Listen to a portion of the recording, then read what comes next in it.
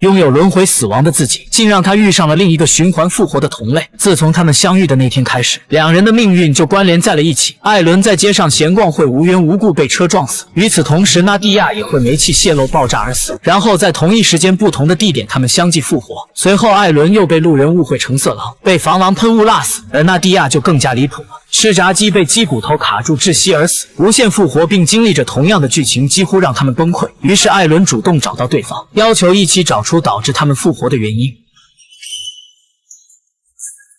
但艾伦保姆心泛滥，没事帮纳蒂亚收拾起了房间，本该是件好事才对。可当对方看到他摆出了母亲的照片，就不淡定了，当即与艾伦翻脸，骂走了他。两人的合作也因此不欢而散。挨了骂的他在公园里看风景，结果路灯漏电，活活被电死。毫无疑问，纳蒂亚回到外婆家取东西，却被老年痴呆的外婆当成小偷，一枪毙命。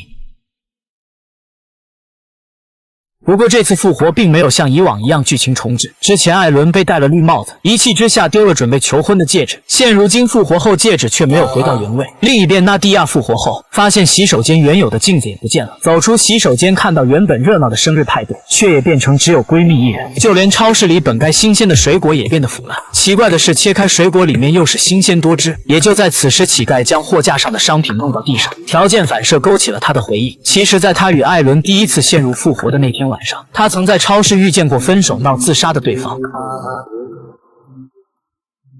知道这些后，他主动去找了艾伦，并说出了自己的设想。要想破除无限复活，就要从源头开始。如果第一次相见，纳蒂亚去阻止了对方的自杀，然后艾伦再反过来去避免他被车撞死，那样他们很有可能就不会陷入彼此的轮回。两人一拍即合，相约在今晚11点在超市互救。当纳蒂亚赶到超市，却看到儿时的自己对她的凝视，而她似乎对童年的回忆极为恐惧。这时，小女孩突然口淌番茄汁，艾伦的赶到打断了她的幻觉。可也就在这一刻，她流出了鼻血，还没等破除循环，纳蒂亚又再一次死去。